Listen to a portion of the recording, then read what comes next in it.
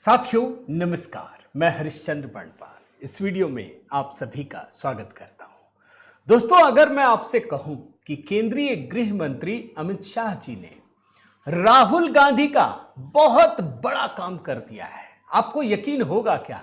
लेकिन मैं दावे के साथ कहता हूं दोस्तों, वास्तव में अमित शाह जी ने राहुल गांधी का बड़ा काम कर दिया है। या फिर अगर मैं घुमा करके कहूं कि अमित शाह जो काम कर रहे हैं उससे राहुल गांधी बहुत खुश हैं, बहुत गदगद हैं।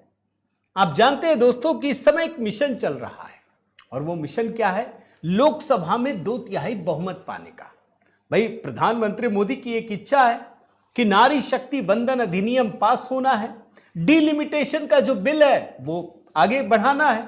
अब उसके लिए तो 2/3 चाहिए। भाई, काम चल रहा, आप जानते हैं, लगातार कुछ ना कुछ हो रहा है। लेकिन राज की बात बता रहा हूं दोस्तों, कोई बोलेगा नहीं, कोई मेन स्ट्रीम मीडिया बताएगा नहीं, अभी मैं आपको सबूत दिखाऊंगा।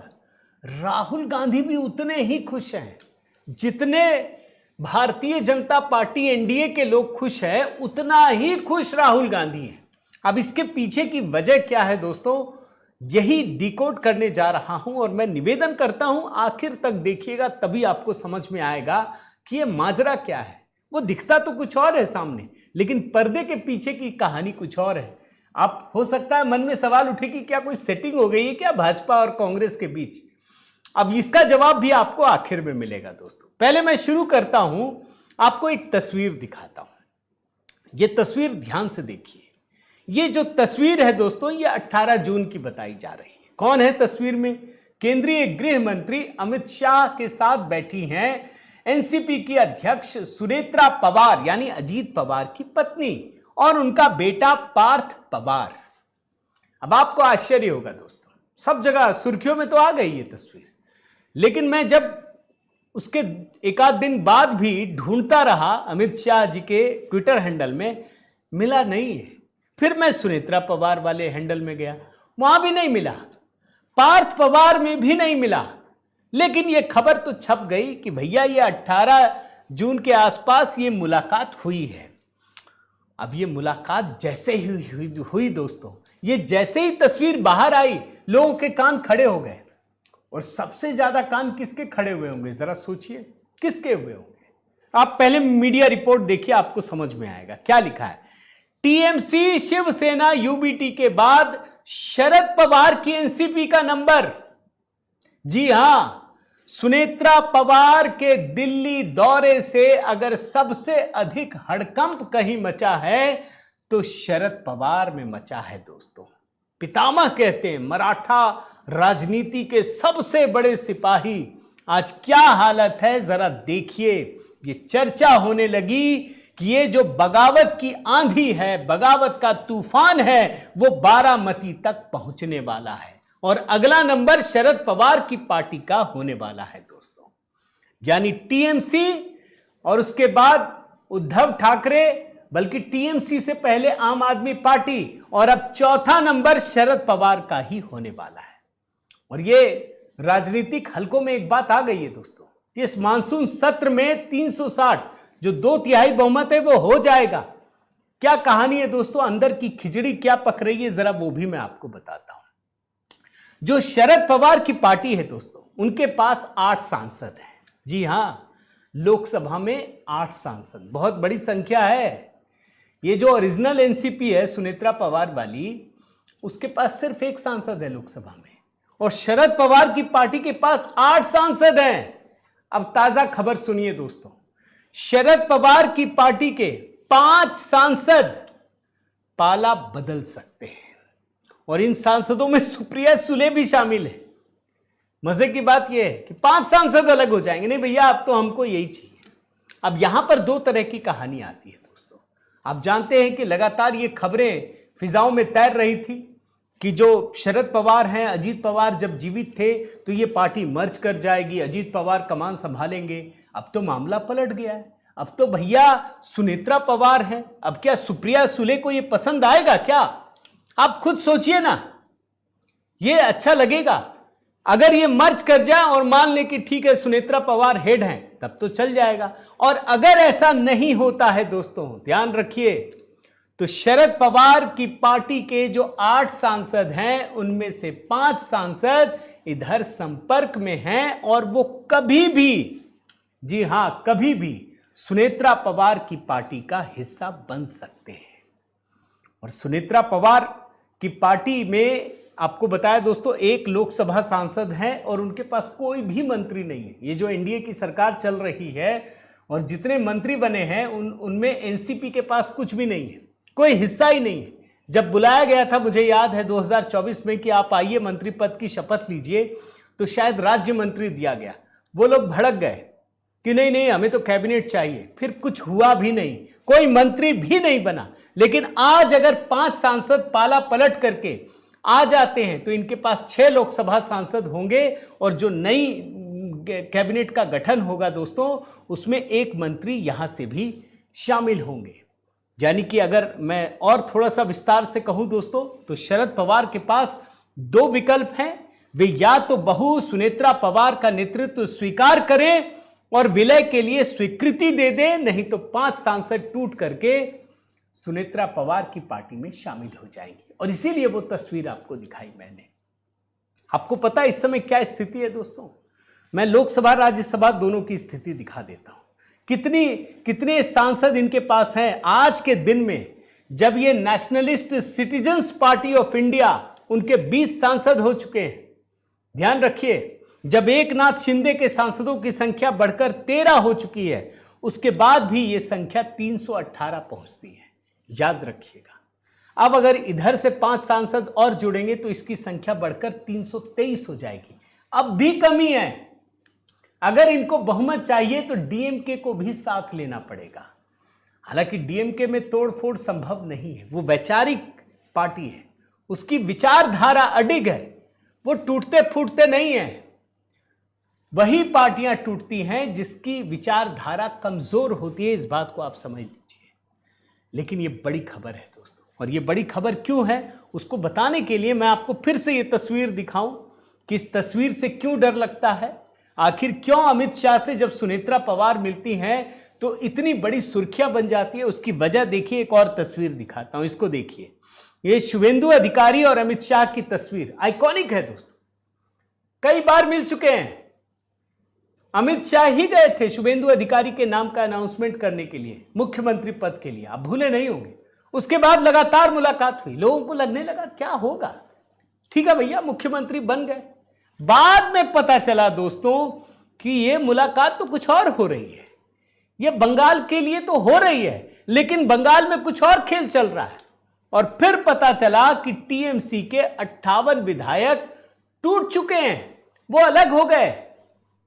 फिर लोगों ने कलेक्शन जोड़ना शुरू किया, अच्छा कहीं अमित शाह से इसीलिए तो नहीं मिलने जा रहे थे, 58 विधायक टूट गए। ये बंगाल के इतिहास में, टीएमसी के इतिहास में ऐसा पहली बार हुआ भाई। पार्टी जीती है, पूरी की पूरी पार्टी ही अलग हो गई, सारे विधायक ही अलग हो गए। और इस मुद्दे पर संजय राउत ने खुलकर कहा था दोस्तों, याद कीजिए, क्योंकि उनको अनुभव था, वो एकनाथ शिंदे की बगावत से सीख चुके थे कि ऋतव्रत बनर्जी की औकात नहीं है। वो खुल करके कह रहे हैं, कोई ऋतव्रत बनर्जी अचानक से आएगा और बोलेगा हमारे साथ 58 विधायक हैं, ये नहीं हो सकता। इसके पीछे अमित शाह हैं, इसके पीछे शाह और शुभेंदु की जोड़ी काम कर रही है। और तभी लोगों के ध्यान में आया दोस्तों कि ये जो शुभेंदु अधिकारी बार बार अमित शाह से मिलने जा रहे हैं, उसके पीछे की वजह क्या है। फिर ये बंद नहीं हुआ, फिर वो पहुंचते हैं, फिर बैठक होती है। अब पता चलता है कि सांसद भी टूट गए और इसकी कमान किसको सौंपी गई? भूपेंद्र यादव को। और आप याद कीजिए दोस्तों कि लगातार शुभेंदु अधिकारी भूपेंद्र यादव के पास जाते थे, जितने भी बागी सांसद हैं वो भी भूपेंद्र यादव के पास जाते थे। और उसी समय दोस्तों ये एनसीपीआई की पटकथा भी लिखी गई, nationalist citizens party of India. और सबने ये माना कि इसकी पटकथा अगर लिखी गई है तो ये केंद्रीय गृह मंत्री अमित शाह की जानकारी में था। इस बात को भी मत भूलिए। मैं कहां से शुरू किया था दोस्तों? सुनेत्रा पवार अमित शाह से मिलने गई, फिर उसके बाद शुभेंदु अधिकारी कहां मिलने गए? अमित शाह से मिलने गए। अब तीसरी कहानी देख लीजिए, एकनाथ शिंदे का एपिसोड देखिए। मैं जरा इसके बारे में भी आपको बताता हूं। ये जो स्टोरी आपको दिखा रहा हूं ना दोस्तों, ये 26 मई की है। क्या लिखा है इसमें? लिखा है कि एकनाथ शिंदे गुपचुप तरीके से अमित शाह से मिलने गए, मुलाकात हो गई, किसी को भनक भी नहीं लगी। यह बाद में लोक सत्ता ने रिपोर्ट दी दोस्तों कि एकनाथ शिंदे और अमित शाह के बीच मुलाकात हुई है, किसी को नहीं पता। अच्छा, एकनाथ शिंदे दिल्ली आए थे, अच्छा वो बिना बताए चले गए, किससे मिले? पता चला अमित शाह से मिलने गए थे।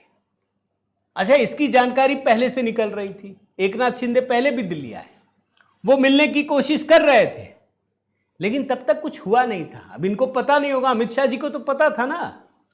और आखिरकार दोस्तों, लगातार कोशिशों के बाद अमित शाह जी ने 23 मई की रात को कहा कि ठीक है आप आइए मिलने के लिए, और फिर यह मुलाकात 24 मई को हुई दोस्तों।